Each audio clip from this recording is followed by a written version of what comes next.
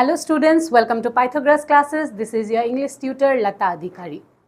এতিয়া যে মই কথাখিনি কলো এইখিনি যদি মই এনেকে কলো হয় যে hello Pythagoras, this is Adhikari Lata, welcome to Pythagoras or Pythagoras to welcome, কিবা বুজি পালা হেতেন নেকি? তোমালোকে হয়তো হেতু বুজি না পালা হেতেন। মই যেতিয়া কলো hello students, hello to আগত ৰাখিছো, students to পিছত ৰাখিছো, welcome to Pythagoras classes, যেতিয়া মই welcome to Pythagoras classes বুলি কৈছো তোমালোকে এটা তাৰ পৰা অৰ্থ এটা উলিয়াব পাৰিছা যে মেমে কি কৰিছে আমাক welcome জনাইছে হয়নে?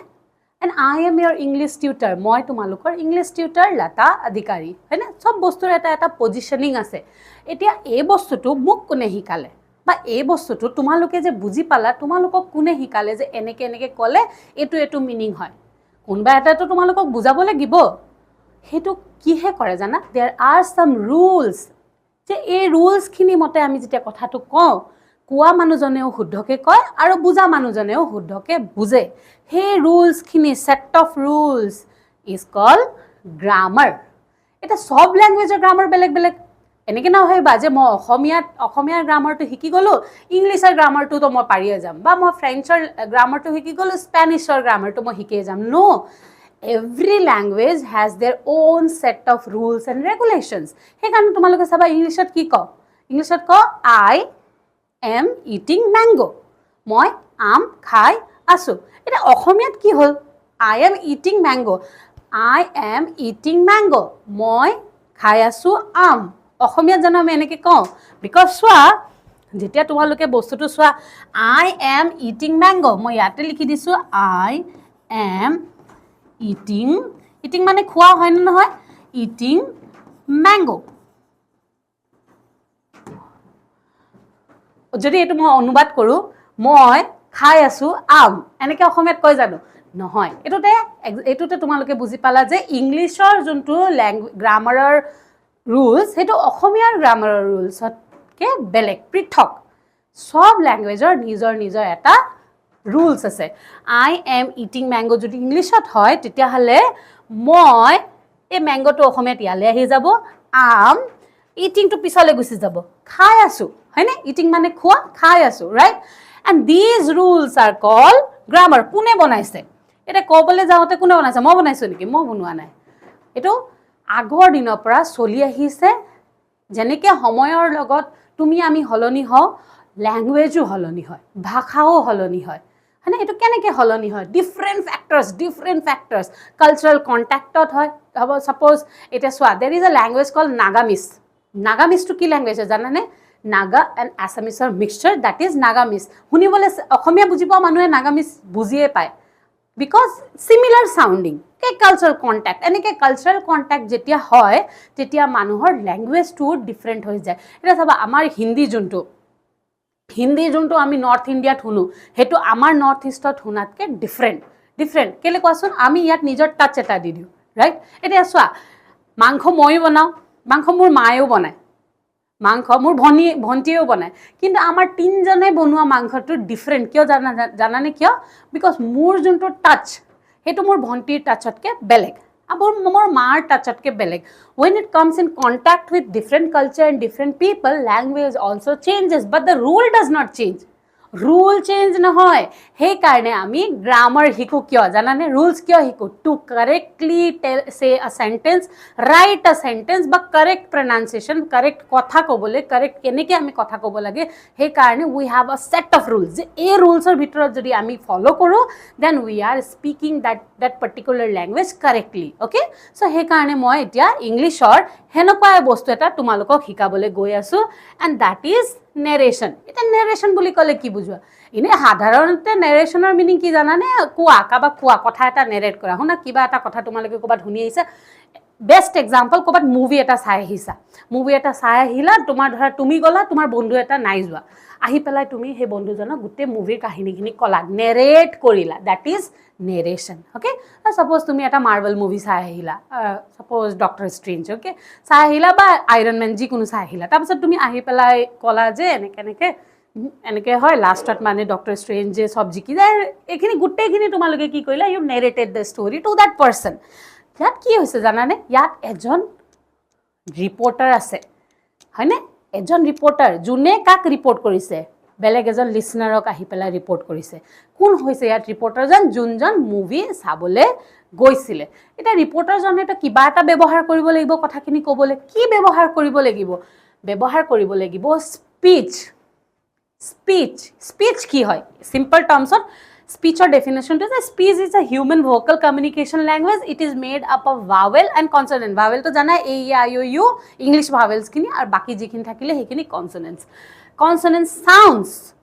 each language has its distinctive set of rules মই যোনটো কৈছিলো প্ৰতিটো ল্যাঙ্গুৱেজৰ এটা distinctive set of rules আছিল যেনেকৈ অসমীয়াৰ বেলেগ ইংলিশৰ বেলেগ মই কিয় অসমীয়া কৈছো because maximum viewers are from Assam সেইকাৰণে অসমীয়া বুলি অসমীয়া ল্যাঙ্গুৱেজটোকে লৈছো অসমীয়াৰ যোনটো ৰুল হেতু ইংলিশতকে পৃথক আৰু অসমীয়া ল্যাঙ্গুৱেজটো যোনটো আমি কওঁ যোনটো মই কৈ আছো it is different from English look I am shifting from English to Assamese right both the languages are different and both the language has their own set of rules কিন্তু কি জানানে স্পীচ হৈছে আমি যে ভোকাল জি ল্যাঙ্গুৱেজ জি এতিয়া মুখেদি কিবা এটা মাত ওলাই আছে that is speech human communicative language human vocal communication language মুখেদি যোনটো ওয়ার্ড উলিয়াও হেতু হৈছে speech and language is two different things okay speech হৈছে যিকোনো ধৰণৰ মাত আমি যে কথা কওঁ that is speech and language is different language হৈছে ভাষা মাত আৰু ভাষা মাজত ডিফাৰেন্স আছে এতিয়া আমি যেতিয়া স্পীচ ব্যৱহাৰ কৰো আবুল তাবুল কথা কলে তো তোমাৰ ফ্ৰণ্টৰ মানুহটোৱে বুজি নাপায় ন মই এতিয়া আবা বাবা সাবা এনেকে কলো বলে এটা কিবা বুজি পালা জানো একতো তোমালোকে বুজি পোৱা নাই তাতে স্পীচ টু হ'বলে হলে ল্যাঙ্গুৱেজ টু স্পীচৰ পৰা ল্যাঙ্গুৱেজলে শিফট কৰিব হলে তোমালোকক কেটেমান মানে তোমালোকক কিছুমান ৰুলস লাগিব এই ৰুলস ব্যৱহাৰ কৰি যেতিয়া স্পীচ এটা মুখেদি উলোৱা হেতুৱে ভাষা হৈ যায়গে আন্ডাৰস্টুড যেতিয়া তোমালোকে হে ৰুলস খিনি ইউজ কৰি পেলা মুখেদি হে ভাষাটো উলোৱা মই ভাত খালো ৰুল এটা ব্যৱহাৰ কৰিছো আৰু মুখেদি সাউন্ড উলিয়াইছো এটোৱে হৈছে ভাষা মই যদি আবা বাবা কয় দিস ইজ অনলি স্পীচ আৰু যেতিয়া মই কওঁ যে মই ভাত খালো I am what I am doing I am producing language I am speaking a language and that language is Assamese okay that is speech now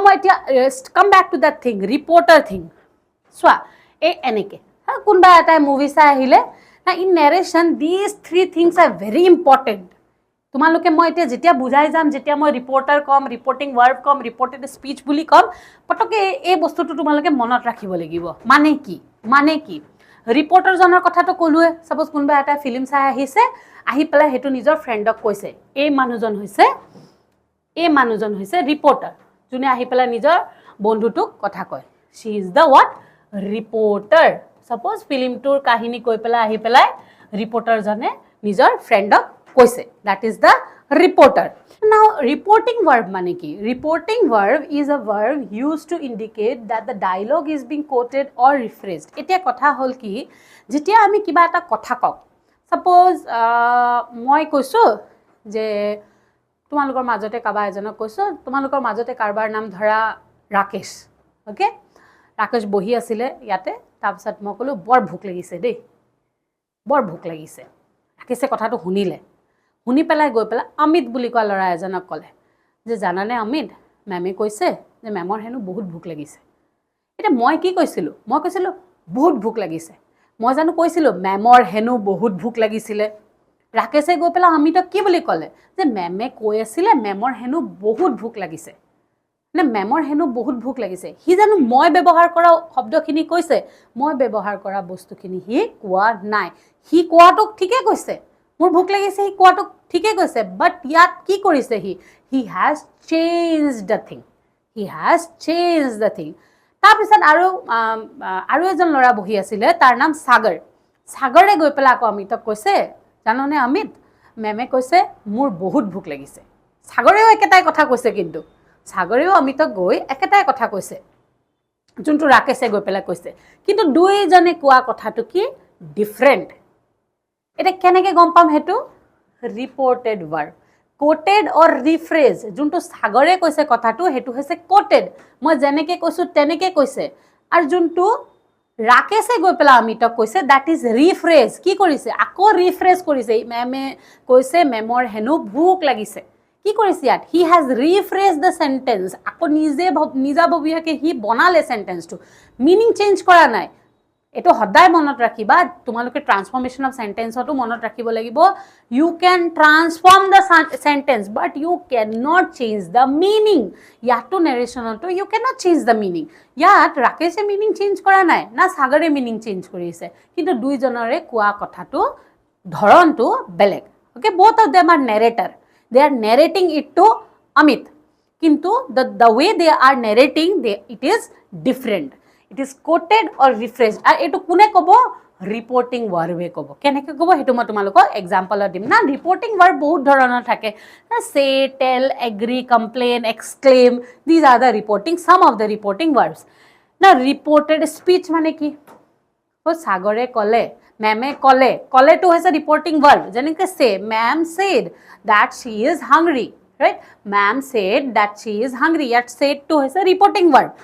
reported speech to ki reported speech tells what the speaker